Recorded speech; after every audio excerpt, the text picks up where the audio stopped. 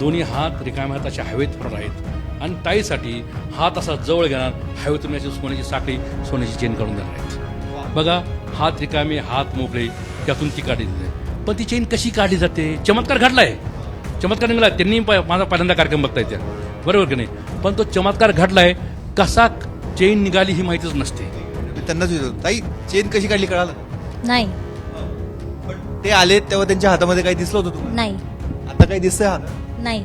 असाच जर विश्वास बसत गेला तर बाबा आपल्याला वाटतो का नाही यार. आणि म्हणूनच खरंच सारखे बाबांचं आज आपल्या महाराष्ट्रामध्ये, भारतामध्ये असे बाबा अनेक झालेत, असे चमत्कार करतात.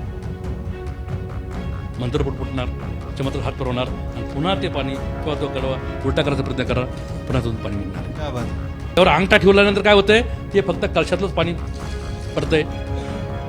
मी किती उलट करा पुन्हा पुन्हा ते पाणी येणार नाही जोपर्यंत मी हा अंगठा सोडणार नाही. हा अंगठा सोडला म्हणजे ते तोंड मोकळं होतंय, हवेचा दाब, सायपन सिस्टम, पाणी नेहमी समपातळी गाठतं, म्हणून ते पुन्हा येतं. बघा ते आता कसं येतं, बघा आता मी अंगठा सोडणार आहे, ते पाणी कसं येतं बघून घ्या.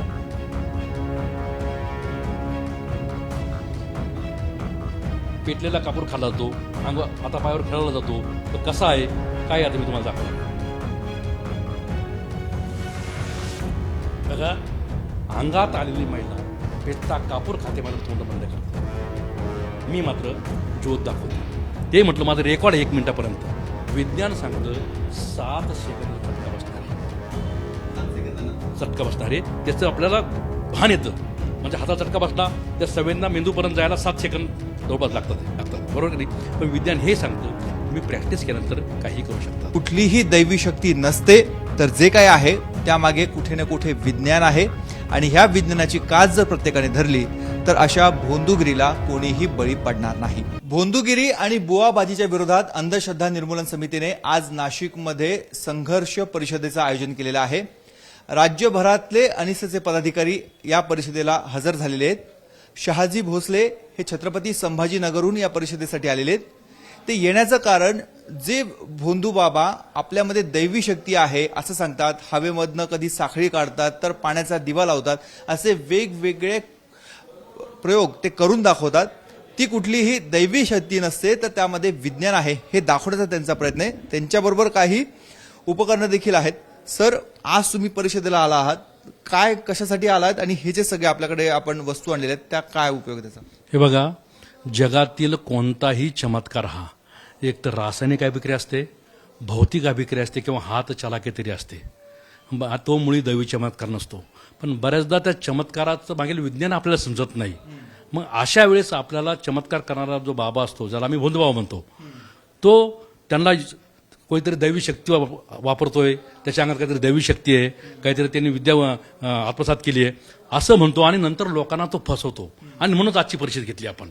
पण ते चमत्कार कसे असतात हे तुम्हाला मी करून दाखवणार आहे. बघा, जसं हवेत हात फिरून काही वस्तू काढल्या जातात. म्हणजे एक मोठा बाबा होऊन गेला, तो हवेत हात फिरून सोन्याची साखळी, अंगठी वगैरे काढायचा. गरीब कोणी गेलं तर विभूती काढायचा. आमदार, खासदार, मुख्यमंत्री कोणी गेलं सोन्याची साखळी काढायचा. कारण बाबा देखील भक्तांची कुवत बघून त्याला त्याची प्रसाद देत असतात. आता मी देखील आमच्या काय ह्या ताईला मी काही देणार आहेत. ताई इकडे तुम्ही, काय नाव काय म्हटलं तुमचं? छाया जाधव. छाया जाधव. एक मिनिट ताई, तुम्ही यांना याआधी ओळखत होता? नाही. एका जिथे ही परिषद चालू आहे त्यातल्याच खालच्या मजल्यावर आपण आलोय आणि ह्या ताई नुकत्याच यांना भेटलेल्या आहेत. बघा, आता समजा आता माझे दोन्ही हात रिकाम्यात असे मी हवेत फिरवणार आहेत. दोन्ही हात रिकाम्यात असे हवेत फिरवणार आहेत आणि ताईसाठी हात असा जवळ घेणार, हवेतून अशी सोन्याची साखळी, सोन्याची चेन काढून देणार आहेत. बघा, हात रिकामे हात मोकळे, त्यातून ती काढली. आता ही तर ओरिजिनल सोन्याचीच आहे. बऱ्याचदा आम्ही कार्यकर्ते डुप्लिकेट वापरतो कारण ते दाखवण्यासाठी. पण एखाद्या बाबांना सोन्याची जरी काढली आणि त्यांना म्हटलं तुम्ही आता घेऊन जा, म्हटलं घेतात घ्या ह्या का. आता ती तोळ्याची, 2 तोळ्याची काय जी असेल ती चेन दिली जाते. ओके, ठीक आहे. पण ती चेन कशी काढली जाते? चमत्कार घडलाय, चमत्कार निघाला. त्यांनी माझा पहिल्यांदा कार्यक्रम बघता येते, बरोबर की नाही? पण तो चमत्कार घडलाय, कसा चेन निघाली ही माहितीच नसते. एक मिनिट, मी त्यांनाच विचारतो, ताई चेन कशी काढली कळालं? नाही. पण ते आले तेव्हा त्यांच्या हातामध्ये काही दिसलं होतं तुम्हाला? नाही. आता काही दिसतंय हातात? नाही. बघा, काय म्हणजे तुम्हाला आश्चर्य वाटलं, धक्का, काय काय भावना काय? म्हणजे ते एक जादूसारखंच झालं की नेमकं त्यांनी ती चेन, सोन्याची चेन कुठून आणली. माझ्यासाठी तर एकदम विशेष वाटलं. त्यांच्या हातात काही नसताना ती आली कुठून. तर अगदी 10 सेकंदामध्ये तुम्ही भुरळ घातली, चेन काढून दाखवली. काय नेमकं चमत्कार केला? तेच ना, म्हणजे बघा आता असाच जर विश्वास बसत गेला तर बाबा आपल्याला वाटतो का नाही यार. आणि म्हणून खरंच सारखे बाबांचं आज आपल्या महाराष्ट्रामध्ये, भारतामध्ये असे बाबा अनेक झालेत असे चमत्कार करतात. आता ही सोन्याची चेन, ओरिजिनल चेन नाही असं नाही, बरोबर आहे की नाही. पण ही चेन मी कशी काढली, निघाली मान्य खरं आहे, पण कशी काढली ही त्यांच्या मनात आलंय किंवा इतरांना मानलंय. आता ही चेन काढण्यासाठी मी एका वस्तूचा वापर केला होता. ती वस्तू म्हणजे माझ्याजवळ हा एक प्लास्टिकचा थंब आहे, प्लास्टिकचा अंगठा आहे. या थंबमध्ये, ह्या अंगठ्यामध्ये ही सोन्याची चेन, सोन्याची साखळी मी आधीच टाकून ठेवलेली होती. तो अंगठा माझ्या अंगठाचा घातलेला होता. बघा खरं तर तो बघितला तर 1 इंच मोठा आहे, बरोबर आहे. रंग देखील वेगळा आहे. आता तो हलवताना, फिरवताना मुळी दिसत नाही. मग ज्यावेळेस मी हलवत होतो, आता आपण हळूहळू करूया, असे हलवत असताना दोन्ही हात माझे असे जवळ आलेत. माझ्या डाव्या हाताने तो असा अंगठा पकडला, अंगठा वर ओढला, चेन खाली पडली. मी इकडे बघतोय, तुम्ही तिकडे बघताय. तोपर्यंत हा हात मात्र, डावा हात मात्र, हा अंगठा माझा खिशात निघून गेला. तेच बाबाचा ड्रेस असता, बाबाच्या कपड्याच्या खिशात गेला असता आणि आपलं वाटतं बाबाचे हात तर मोकळे होते. पण पुन्हा मी याला सांगतो, जगातील कोणताही चमत्कार हा एक तर रासायनिक अभिक्रिया असते, भौतिक अभिक्रिया असते किंवा हात चलाकी तरी असते. तो मुळी दैवी चमत्कार नसतो. त्यामुळं जिथं चमत्कार असेल तिथं वैज्ञानिक दृष्टिकोन असू शकत नाही, आणि जिथं वैज्ञानिक दृष्टिकोन असेल तिथं चमत्कार असू शकत नाही. त्यामुळे एक तर आपण वैज्ञानिक दृष्टिकोन मानत असाल तर चमत्काराला आपल्यापासून दूर केलं पाहिजे. म्हणजे चमत्काराला म्हणजे अंधश्रद्धा आलंच, आणि अंधश्रद्धा आले म्हणजे बुवाबाजी आली. कारण माणूस हा केवळ त्या अंधश्रद्धेपोटी बाबाच्या नादी लागतो, हेच आमचं सांगणं आहे. हा एक गडवा दिसतो इथे. आता बघा हा गडवा आहे. याच्यामध्ये या इकडे तुम्ही हे घ्या, या साईड थांबा, हातात हातात घ्या, हातात घ्या. यामध्ये काही काही असं वरून घ्या तुम्ही, म्हणजे ते दिसण्यासाठी. मी नदी इथं टाक वाटलं असं या इथं. हां, काही पाणी आहे ते मी काढण्याचा प्रयत्न करतो. मी हा गडवा, हा कलश रिकामा केलेला आहे, बरं का नाही. पण आता मी जरी बघा पुन्हा एकदा बघा, पाणी पूर्ण काढले, रिकाम आहे. पण मी म्हणतो माझ्या अंगात दैवी शक्ती आहे. आता त्यात पाणी आहे का, त्यात मी तिथं ठेवलं असतं, कारण वेळेवर काय कुठं कसं वापरायचंय. आणि मी असा चमत्काराचा हात फिरवणार,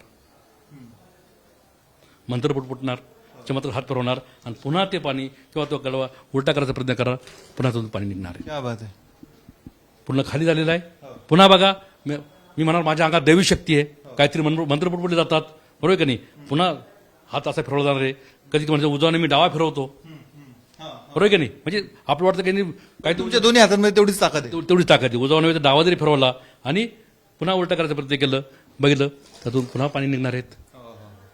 म्हणजे पूर्ण रिकामा झाला आहे तरी निघतंय, खरं का नाही. आता मी म्हटलं पुन्हा डोळे बंद करणार, मी हात देखील फिरवणार नाही. हा, आणि पुन्हा त्याला म्हणजे मंत्र म्हटलो, मनात मला तुमची जरी बोलत असलो तर मनात मला मी मंत्र म्हणतोय, कारण माझ्या अंगात दैवी शक्ती म्हणत जाते, रिद्धिसिद्धी प्राप्त झाली म्हणलं जाते, बरोबर की नाही. आता हातही फिरवलं नाही, पुन्हा उलटा करायचा प्रयत्न केला, बघितलं, पुन्हा त्यातून पाणी निघणार आहेत. पण खरं जर बघितलं, हा, एक मिनिट, त्यात ताई ना खूप कुतूहलाने बघतायत. ताई, हे काय काय बघितलं तुम्ही सगळं? खूप आश्चर्यकारक आहे असं. म्हणजे प्रत्येक जण करतोय, हे भरोसाने बसत आहे आमचा. या आधी कधी असं बघितलं होतं? नाही नाही, पहिलाच टाइम आहे आमचा. पण मग काय चमत्कार वाटतो? हो, चमत्कारच वाटतंय. काय म्हणजे त्यांच्यामध्ये दैवी ताकद आहे, काय वाटतं, काय तुमच्या भावना काय? आता तरी दैवी भावना नाही, हा काहीतरी हे चमत्कार सारखाच एकदम प्रयोग त्या परिस्थितीमध्ये. ह्या इथल्या कर्मचारी आहेत, त्यांना हा काहीतरी वेगळा चमत्कार वाटतोय, कारण त्यांनी हे सगळं पहिल्यांदाच बघितलेलं आहे. सर, कसं केलं हे बघा, हा जो कलश आहे ना, बघा आता मी पुन्हा खाली करतोय, म्हणजे काही जे पाणी आहे ते निघतंय. ह्या कलशामध्ये एक ग्लास कायमस्वरूपी फिट केलेला एक ग्लास आहे. त्याच्या मध्यभागी एक सेंटरला एक छिद्र, एक होल आहे बघा, म्हणजे एक छिद्र असेल. हां, दुसरं एक छिद्र, एक होल इथं माझ्या अंगठ्याखाली आहेत. हां, आता बघा, ते पहिल्यांदा ज्यावेळेस पाणी टाकलं, हां, म्हणजे आता हे जे पाणी मी टाकतोय बघा, पाहून घ्या, हे पाणी टाकतोय, ते पाणी टाकल्यानंतर अगोदर त्या ग्लासमध्ये जातं आणि त्या ग्लासमधून त्या छिद्रातून हळूहळू या कलशात येतं. म्हणजे हे पाणी ग्लासची आतली बाजू, ग्लासची बाहेरची आणि कलशाची आतली बाजू, या बाहेरच्या छिद्राच्या लेवलला मी भरून ठेवलं होतं, बरोबर आहे. यावर अंगठा ठेवल्यानंतर काय होतंय, ते फक्त कलशातलंच पाणी पडतंय. मी किती उलट करा पुन्हा पुन्हा ते पाणी येणार नाही जोपर्यंत मी हा अंगठा सोडणार नाही. हा अंगठा सोडला म्हणजे ते तोंड मोकळं होतंय, हवेचा दाब, सायपन सिस्टम, पाणी नेहमी समपातळी गाठतं, म्हणून ते पुन्हा येतं. बघा ते आता कसं येतं बघा. आता मी अंगठा सोडणार आहे, ते पाणी कसं येतं बघून घ्या.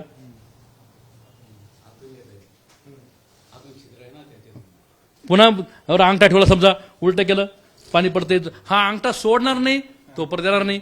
कारण या पाठीमागे विज्ञान आहे. कारण ते 2 mm छिद्र असतं.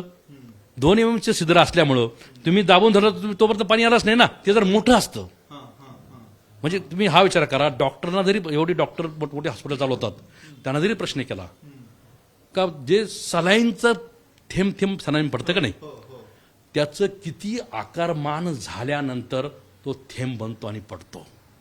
पावसाचं पाणी पडतंय, टेबलवर पाणी टाकलंय आपण, पण त्याचा थेंब होतो, मग आधी धार लागते, नंतर एक वेळा तिथे थेंब तयार होतो, मग टपकतो, परत गोल तयार होतो, टपकतो. त्याचं किती आकारमान तयार होतं, तेवढ्या आकारमानाचं जर छिद्र असतं तर पाण्याची धार लागली असती. 6 mm त्याचं आकारमान झालं म्हणजे पाणीची धार लागते. त्यामुळं 2 mm 3 mm असं छिद्र असतं, दोन्ही छिद्र हे एकसारखेच आहेत आणि म्हणून ती धार लागते. त्यातलं एखादं कमी जास्त असतं तर तरी कमी जास्त म्हणजे तरी ते 4 mm पेक्षा कमी पाहिजे, बस येणार नाही. मग एक कमी जास्त फक्त त्याला टाईम लागेल. म्हणजे प्रत्येक गोष्टीच्या पाठीमागं विज्ञान आहे. आपण करतोय. आमची ग्रामीण महिला चूल जाळ लावण्यासाठी फुंकते, डायरेक्ट फुकणी तोडायला लावत नाहीये, दुरून फुकते. कारण जर फुकणी तोडायला लावलं तर जाळ तो होणारच नाहीये. कारण तिच्या तोंडातील हवेतील ऑक्सिजन ती बाहेर पाठवते ना. असे विज्ञान बऱ्याच जणांना म्हणजे मी म्हणतो का काही तुम्ही डॉक्टर जरी प्रशिक्षकाला सांगता राहणार नाही का थेंब कधी पडतोय. तर आपण फक्त शिकलोय, सुशिक्षित झालोय, पण खऱ्या अर्थानं वैज्ञानिक दृष्टिकोन आपण आत्मसात केलेला नाही आहे. आणि जोपर्यंत वैज्ञानिक दृष्टिकोन आपण आत्मसात करणार नाही तोपर्यंत देशाचं असंच होणार आहे. मग बुवा बाबा तयारच होणार आहेत, भासवणार ते, आणि मग ते कोणत्या थराला जातील. त्यामुळेच आमची संघटना गेल्या 36 वर्षापासून काम करते. चमत्कार दाखवा आणि 21 लाख रुपये बक्षीस मिळवा म्हणतो आम्ही. पण कोणी हे प्रश्नचिन्ह का बरं आणलंय? प्रश्नचिन्ह, कारण प्रश्न विचारायला पाहिजे म्हणून. त्या प्रश्नाच्या अगोदर तुम्हाला एक दुसरा प्रयोग करून दाखवतो. याला मी शेवटी घेतोय. बघा, अंगात येतं, बऱ्याच जणांच्या अंगामध्ये येतं. अंगात आल्यानंतर कापूर खातात. आम्ही कार्यकर्ते अंगात आलं त्याचं तोंड बंद करतात, पण आम्ही कार्यकर्ते अंगात आल्यानंतर पेटलेला कापूर खातो. माझं तर रेकॉर्ड आहे, मी जास्त बराच वेळ दाखवतो तोंडामध्ये ज्योत. एवढं सगळं पेटलेला टेंभा तो देखील आम्ही शरीरावर फिरवतो. अंगार म्हणजे आपल्याला ज्याला म्हणतो ना आहार केला जातो, जाळ करणं, त्या आहार करणं, त्या पेटत्या धगधगत्या निखारून देखील आम्ही चालतो. कारण तो प्रयोगच होतो करायचं म्हटलं तर. लाकडं आणा, त्याचं हे करा. म्हणजे कोणी बाबावर चालत असेल तर आम्ही चालल्यानंतर तुम्ही सर्वजण इथं असलेले सर्व हे चालू शकतात.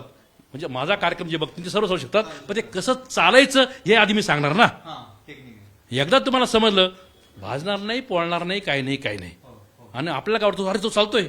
आमची महिला एखादं जर स्टोव्हवर किंवा गॅसवर एखादं पातेलं ठेवलंय, समजा चहाचं असेल किंवा गरम पाण्याचं असेल, जर पक्कड किंवा ती सांडच सापडली नाही तर बऱ्याच हातानं उचलून ठेवते.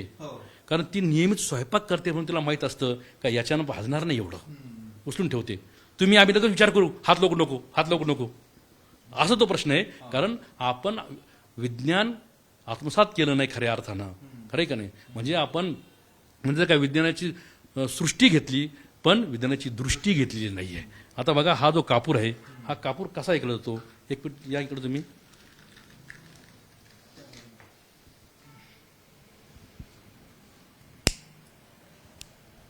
पेटलेला कापूर खाल्ला जातो, हातापायावर खेळवला जातो. तो कसा आहे काय आता मी तुम्हाला दाखवणार आहे.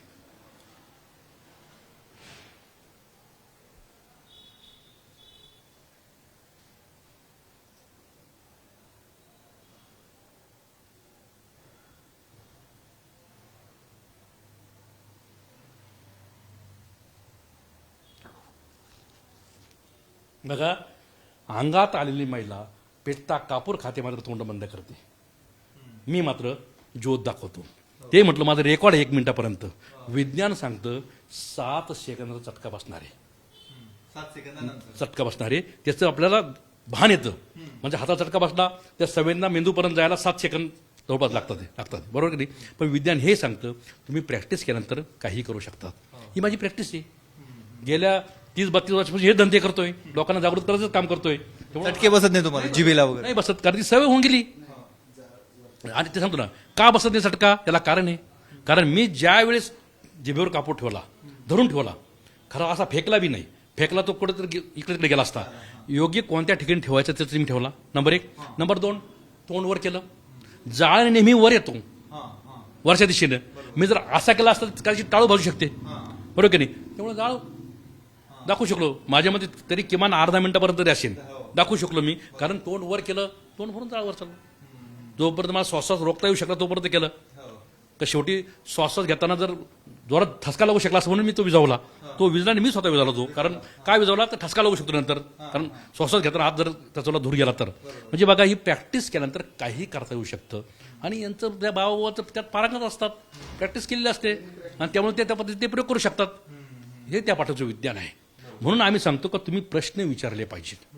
तुम्ही जेवढे प्रश्न विचाराल तेवढी तुमची उन्नती झाली असते. पण आमची संस्कृती अशी गप्प बसा संस्कृती.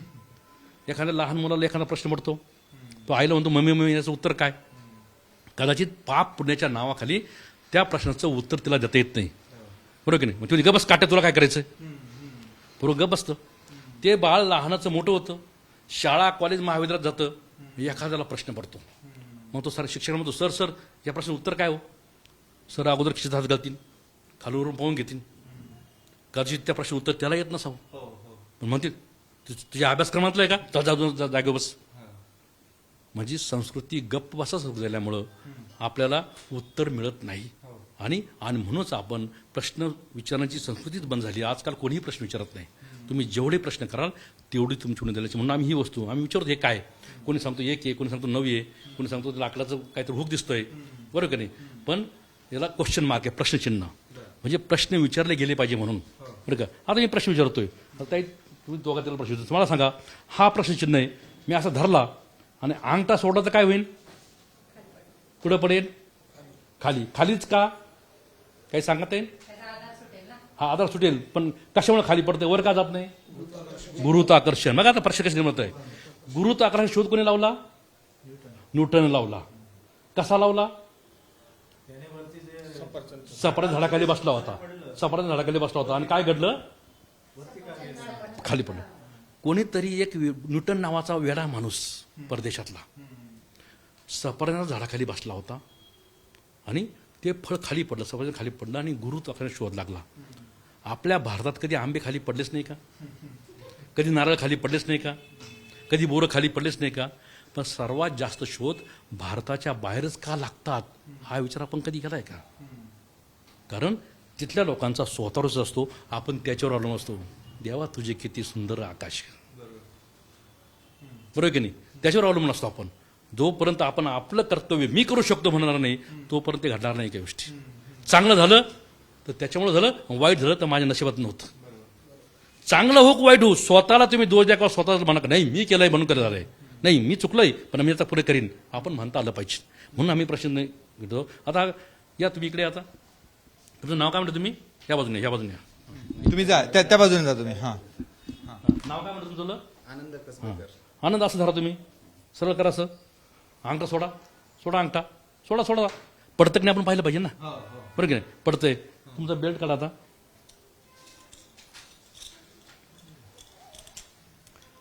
आता हा बेल्ट समजा, हा बेल्ट आपण एवढा ठेवला आणि असं धरलं, अंगठा सोडा तर काय होईल, काय वाटतं तुम्हाला ताई, काय होईल,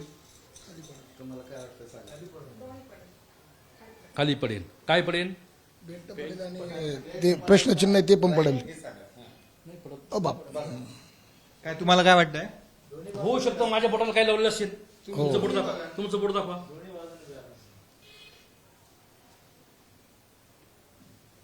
बॅलन्स, कसा बॅलन्स, बेल्टचा बॅलन्सनी हे झालेलं आहे. त्याचं वजन, दाब, दाब. बल, फोर्स, सर्वांचा अर्थ एकच आहे. कुठं असणार तुम्हाला काय वाटतं, काय याचं वजन जे आहे सध्या कुठं आहे तुम्हाला काय वाटतं, सेंटरला.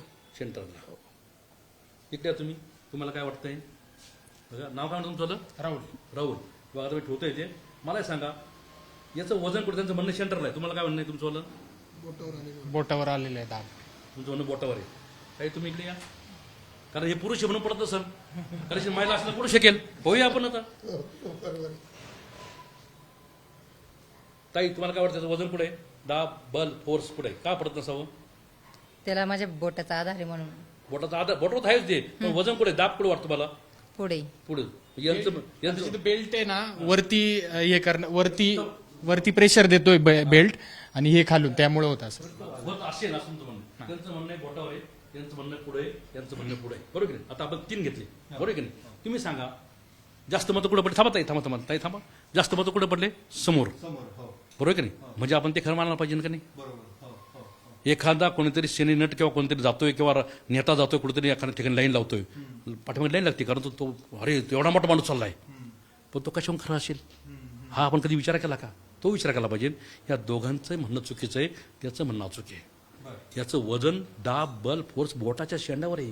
गुरुत्व मध्य सेंटर ऑफ ग्रॅव्हिटी साधा प्रयोग आहे, 9वीचा पुस्तकातला प्रयोग आहे. हा जर शिक्षकाने 9वीच्या मुलाला व्यवस्थितपणे शिकवला तो आयुष्यभर विसरेल का? पण तो दोष त्या शिक्षकांचा नाही आहे, आपला नाही, आपल्या शिक्षकांचा नाही, पण शिक्षण पद्धतीचा मात्र दोष आहे. आमची शिक्षण पद्धतीच अशी आहे, पास शिका, पास व्हाने पुढे चला, मग नोकरी लागेल माहीत नाही, काही होईल माहीत नाही, फक्त शिका.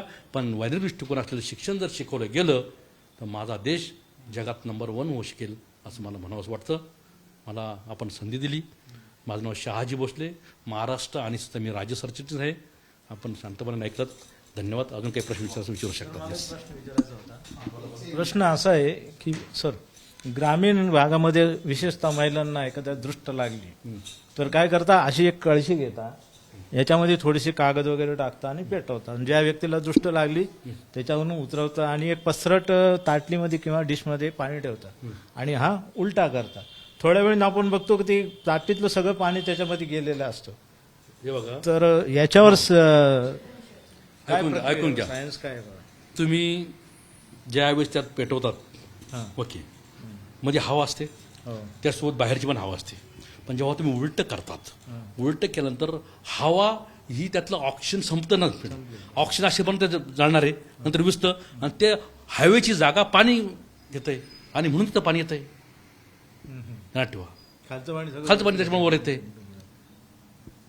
कारण ते हवा संपलेली असते, ऑक्सिजन संपलेला असतो, मग शेवटी ते होणार ना, जळण्याची प्रक्रिया बंद होते. जोपर्यंत ऑक्सिजन तोपर्यंत पेटत राहणार आहे. म्हणजे कोणता राहू द्या, बऱ्याच ठिकाणी कधी कधी तुमचं हे फिरतंय, पाणी दाखवणार येतात, नारळ फिरवणार जातात, नारळ बरोबर उचलतंय. आता नारळ असं ते प्रयोग आपल्याला करता असता, किंवा ती कळशी फिरते तिथं पाणी. म्हणजे प्रत्येक याच्या मागं विज्ञान आहे. काही धार्मिक ठिकाणी असं होतं का दगड ठेवले, असा गोल दगड आहे, जर उजवीकडे फिरला, मी ते धार्मिक क्षेत्रात नाव घेत नाही, उजवीकडे फिरला तर तुमची मनोकामना पूर्ण होईल, डावीकडे फिरला तर होणार नाही.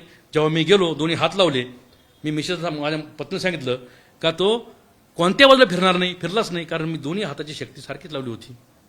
आपण कधीतरी कमी जास्त होतं, तुमची उजव्या हाताची शक्ती जास्त लागली तर डाव्या बाजूला फिरतो, डाव्या हाताची शक्ती जास्त लागली तर उजव्या बाजूला फिरतो. सर, अजून एक असा एक प्रश्न होता की हिरव्या मिरच्यांचा गुणधर्म आहे तिखट, आणि ते अग्नीच्या ज्या संपर्कात आले तर तडतड उडतं आणि मोठा ठसका उडतो. परंतु बऱ्याच ठिकाणी असं पाहिलं जातं की ज्या व्यक्तीला अंगावून त्या उतरवल्या आणि जाळात जरी फेकल्या तरी त्याचा काहीच इफेक्ट होत नाही, म्हणजे कुठला धूर येत नाही, ठसका येत नाही, ते जळून जातात. याच्यावर काय सांगता? तुम्ही ते किती वेळेस करून बघितलं? पहिली गोष्ट अशी आहे, तुम्ही मिरच्या आणा, करून बघा. एखाद्या वेळेस असे असेल का ती मिरची तर होणार नाही, पण दुसऱ्या वेळेस होणार ना. 10तून किती टक्के झालंय? 10 वेळेस केल्यानंतर किती वेळ झालं आपण हे बघितलं पाहिजे ना. बऱ्याचदा आपण ते बघत नाही. एखाद्या वेळेस झालं नाही ते सांगतोय. एखाद्या बाबाने सांगितलं तुम्हाला मुलगा होणार आहे, तुम्हाला खरोखर मुलगा झाला तर तुम्ही पेड वाटत फिरतात, पण बाकी लोकांना होत नाही. मुलगा किंवा मुलगी दोन्ही पैकी एकच आहे, ते सांगत पण नाही बाबांनी मला काय सांगितलं म्हणून. त्यामुळे मिरच्या किती वेळेस तुम्ही तो प्रयोग करून बघितला? आता प्रत्येक प्रयोग करताना आम्ही आधी पूर्ण ट्रायल घेतो, खरंच होईन की नाही पाहावं लागतं. तो कापूर आहे, तो कापूर इतकं टिकणारा की नाही पाहावं लागतो, नाही तर कापूर मध्ये टाकल्यानंतर तेव्हाच भोगायला काय करायचं, तरी त्याच्यावर सगळं बघून घ्यावं लागतं आणि मग ठरवावं लागतं का हा प्रयोग. एकूणच आपण बघतोय अंधश्रद्धा निर्मूलन समितीचं कार्य हे सुरू आहे. त्यांचा उद्देश हाच आहे की अशा पद्धतीची जी भोंदूगिरी चालते देवाच्या नावावर, धर्माच्या नावावर, ती कुठेतरी थांबली गेली पाहिजे. एबीपी माझाचा देखील हाच उद्देश होता. कुठलीही दैवी शक्ती नसते, तर जे काय आहे त्यामागे कुठे ना कुठे विज्ञान आहे आणि ह्या विज्ञानाची कास जर प्रत्येकाने धरली तर अशा भोंदूगिरीला कोणीही बळी पडणार नाही. मला एक असा प्रश्न विचारायचा आहे का जे बंधू बाबा वगैरे असतात ते आपण जर त्यांच्याकडे बाय चान्स जर आपल्याला लाईफमध्ये जर काही प्रॉब्लेम असले तर आपण त्यांच्याकडे विचारायला गेले तर ते आपला प्रत्येक ठोका एकदम क्लिअर मध्ये कसं काय सांगू शकतात. म्हणजे मग जेणेकरून ते सांगतात तर त्याच्यावरती म्हणजे आपल्याला लगेच विश्वास पडतो कारण यांना नक्कीच काहीतरी म्हणजे समजतं आपल्याबद्दल असं. बघा बरेच असे बाबा आहेत का तुमचं भविष्य सांगतात, चेहरा बघून असेल, हात बघून असेल, किंवा धीरज शास्त्रीसारखा महाराज जो आहे तो एखादा लिफाफा काढत होता बरं का, पाकिट काढत होता आणि त्यावर भविष्य सांगतो. ताई बघा आता ह्या कागदावर मी काही लिहिलेलं आहे बरोबर का नाही, हा कागद तुमच्याजवळ ठेवा. आता हे जर असं मी पॅकेटात ठेवलं असतं, शिल्वण पॅकेट राहिलं असतं, पण तुम्ही एवढं प्रश्न विचारला म्हणून मी ते हे केलं आहे. तुम्हाला आता मी काही प्रश्न करतोय बरं का, तर मला सांगा, आपण 2-3 प्रश्न विचारतो. मला सांगा तुमचा जन्म कोणत्या वर्षी झाला आहे? 1990 साली झाला आहे. ओके. तुम्ही शिक्षण कोणत्यावर सोडलं किंवा 10वी कोणत्यावर झालं सगळे सांगता येईल? संपलंय आता. कोणत्या वर्षी पण एक म्हणजे क्लिअर मध्ये नाही सांगता येणार एवढं. पण 10वी कोणत्यावर झालं तर काय सांगता येईल तुम्हाला? हा 2006 मध्ये. 2006 मध्ये 10वी झालात म्हणजे 10वी होऊन जवळपास 20 वर्ष झाली बरोबर आहे? हो. ओके. ताई तुमचं लग्न कोणत्या वर्षी झालं? 2011. 2011 मध्ये लग्न झालं. 11 होऊन जवळपास म्हणजे लग्न होऊन जवळपास आता 15 वर्ष झाली बरोबर आहे? हो. मला सांगा तुम्ही आई कोणत्या वर्षी झालात? 2012 मध्ये तुम्ही आई झालात. म्हणजे आई होऊन जवळपास नाही म्हटलं तरी आता 14 वर्ष झालीत आहे का नाही? सॉरी फाटला कागद इथं 4 ह्या इथं लिहू आपण. 1990चा तुमचा जन्म आहे हां, म्हणजे तुमचं वय आता किती वर्ष? जवळपास 36 वर्ष चालू आहे बरोबर ना? हा 36. ओके. ताई मला सांग तुमचं नाव काय म्हणतं तुम्ही? प्रतिभा. प्रतिभा. याची टोटल मारता का तुम्ही? कोणतरी मारा पटकन टोटल मारा. हे फक्त 14 इथं सांगता होत्या कधी वरले वाटतच. हां ते टोटल करता येतो तोपर्यंत मी तुमच्याशी बोलतोय. तुम्ही मला केव्हापासून ओळखता? जस्ट आताच. म्हणजे इथं ह्या ऑफिसमध्ये हा, इथे आल्यापासून ऑफिसमध्ये आल्यापासून. या अगोदर आपण कधी कुठं भेटलोय का? नाही. तुम्हाला जे मी प्रश्न विचारले या विषयावर आपण कधी बोललोय का? नाही. नाही बोललो. बघा ताईंचं असं म्हणणं आहे का आज प्रत्यक्ष मी इथं आल्यापासून ते मला ओळखतात ताई बरोबर आहे ना? पण माझा मात्र दावा आहे मी त्यांना जन्मापासून ओळखतो. प्रत्येक जन्मात त्यांच्या नावाची भेट झाली आहे. ताई तुमच्यावर बरंच काही सांगतोय तर तुम्ही फार मोठ्या मनाचे आहात. तुम्ही सर्वांसाठी करता पण कोणी तुमचं होत नाही. तुमचं पाऊल सध्या प्रगतीच्या दिशेने चालू आहे पण तुमचे सहकारी तुमचा पाय ओढण्याचा प्रयत्न करतात. आणि जर खरोखर कुटुंबाचा जर विचार केला तुम्ही हे म्हणून तुमचा संसार चालू आहे. हे तर अवघड होतं. बघा ताई तुम्हाला मी एक कागद दिला. तुम्हाला काही प्रश्न विचारायच्या अगोदर दिला की नंतर दिला? आधी दिला. आधी दिला आणि नंतर काही प्रश्न विचारले. प्रश्नाचं उत्तर देताना तुम्हाला थोडाफार काही वेळही लागला कारण तुम्हाला आठवावं लागलं बरोबर आहे की नाही? आणि त्याचं उत्तर जवळपास माझ्या मते आलेलं आहे. त्याचं उत्तर माझ्या मते काहीतरी लिहिलं आहे 8104. त्यांच्या जीवनाच्या गणिताचं उत्तर आहे 8104. अर्थात हे तुमचे लकी नंबर आहे 8, 1, 0 आणि 4 हे तुमची लकी नंबर आहे 8104. तुमच्याकडे गाडी आहे घेतली तुम्ही कधी? हो. गाडीचा नंबर काय? 8183. 81 आहे बघा यामध्ये. हो. म्हणजे तुमच्यासाठी तो लकी नंबर आहे बरोबर की नाही? बघा गाडीचा नंबर त्यात आला आहे तुमच्यासाठी तो लकी नंबर आहे. तुमच्या जीवनाचं उत्तर आहे 8104 बरोबर की नाही? त्यांचं म्हणणं आहे मी इथं आल्यापासून मला ओळखतो पण माझा काय दावा आहे मी त्यांना जन्मापासून ओळखतो. प्रत्येक जन्मात ताईची माझी भेट झाली आहे. फरक एवढा आहे त्यांना काही विसरण्याची सवय असल्यामुळे मागच्या जन्मात विसरून गेलेत. मी मात्र ज्योतिष आहे, मी भविष्यकार आहे, मी ज्ञानी आहे म्हणून मला प्रत्येक जन्मात मला कोण कोण भेटलं हे मी सांगू शकतो आणि पुढील जन्मात मला कोण कोण भेटलं हे मी सांगू शकतो. तुम्हाला एक आधी कागद दिला होता हां याचं उत्तम जीवनाचं उत्तर काय? 8104. नंतर प्रश्न विचारले तर कागद तुम्ही उघडा बरं त्यात काही दिसते का बघा बरं समोर दाखवा. एकदम सेम आकडा आलाय. 8104. तिकडे समोर दाखवा कॅमेरा समोर दाखवा. हे खरं म्हणजे सर्वांनाच आश्चर्यचकित करणार आहे. काय काय घडले? सर हा प्रयोग मीच करतोय कार्यकर्त्यांमध्ये. आमचे बरेच कार्यकर्ते प्रयोग करतात, पण माझे लिफाफे असतात, बंद लिफाफे सीलबंद असतात. कोणतरी व्यक्तीला बोलवतो, ह्या ताईला बोलवलं असतं, नंतर मी एखाद्या मुलाला बोलवतो असतो, यांच्या नावाने चिठ्ठी काढा म्हटलं असतो. म्हणजे हे ज्योतिषी किंवा धीरशास्त्री सारखा महाराज काय करतोय हे आपण समजलं पाहिजे ना. विज्ञान आहे प्रत्येक गोष्टीच्या पाठीमागं. बघा, कदाचित मागचं सांगता येऊ शकेल, पुढचं सांगता येणार नाही. बरोबर आहे का नाही? कोणाला सांगता येत नाही पुढचं. म्हणजे ताईला जर विचार करा, ताई तुम्हाला एक प्रश्न करतो, मला सांगा, तुम्ही आज दुपारी जेवण केलंय? काय भाजी खाल्ली? गिलक्याची भाजी खाल्ली. रात्री काय खाल्ली होती? कांदा भेटला. ओके. 1 महिन्यापूर्वी काय खाल्ली होती, काय आठवतं का? पण मला सांगा, तुमचं लग्नाला काय गोड जेवण काय केलं होतं? बुंदी. बघा, लग्नाला जवळपास किती वर्ष झालेत? 12 वर्षाचं धनाती लग्नात बुंदी होती, पण त्यांना महिनाभरापर्यंत सांगता येईना. बरोबर आहे की नाही? म्हणजे माणसाचं मन जसं अंतर्मन आणि बाह्यमन, अंतर्मनामध्ये काही गोष्टी ठेवलेल्या असतात, त्या महत्त्वाच्या गोष्टी ज्या असतात. जे तुम्हाला विचारलं, तुम्ही शिक्षण कधी सोडलं किंवा हे अंतर्मनात होतं, पण नियमित तुम्ही नियमित जेवण करता म्हणजे राहिलं नाही. आणि ते अंतर्मनाचं गोडाऊन जर भरलं गेलं तर मग बुवाबाई लोकांचं फावत आहे.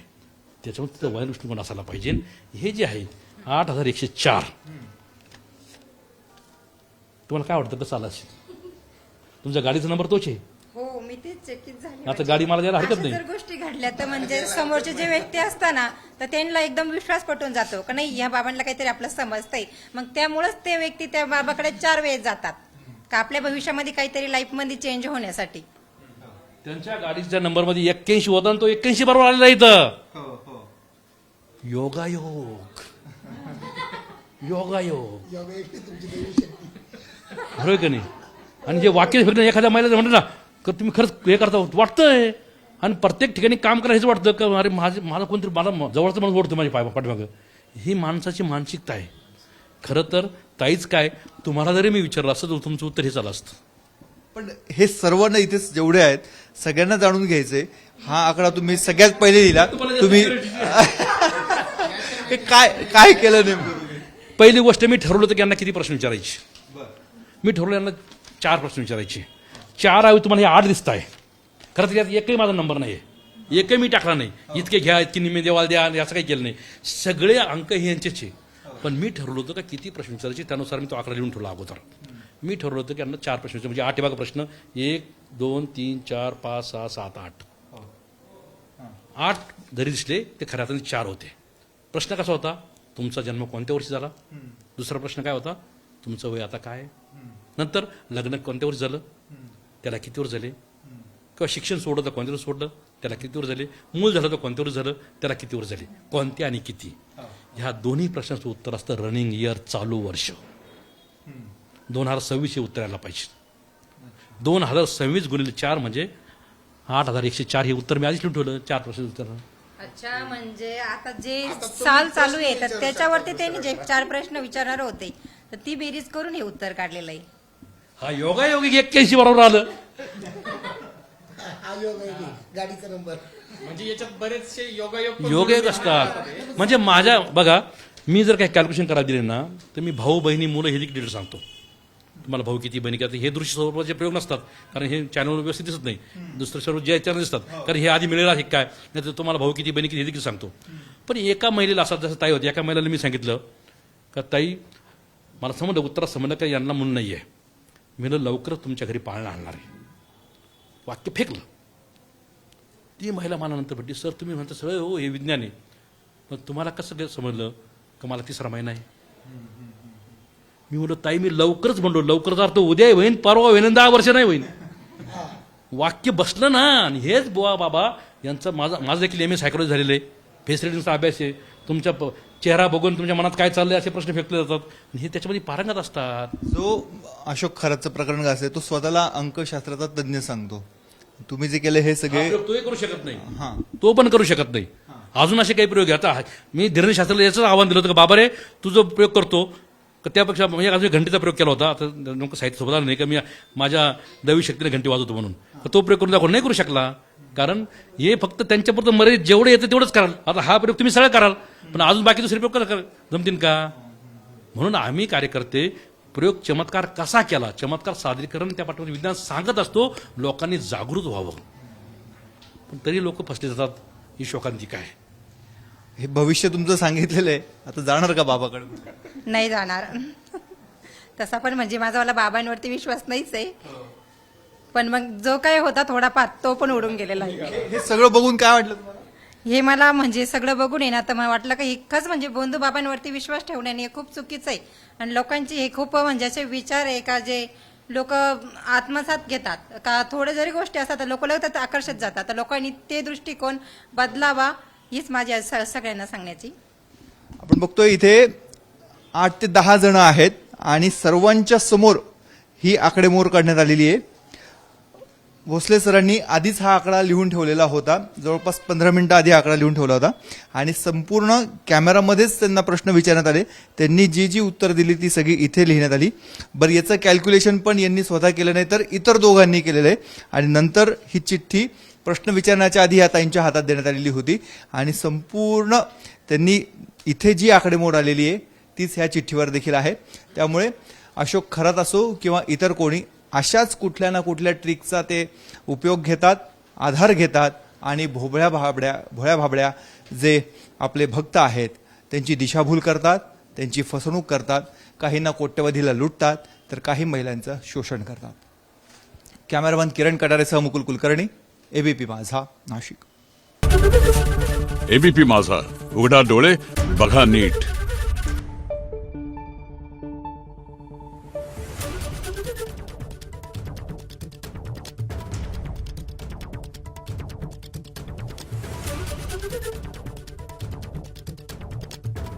Thank you.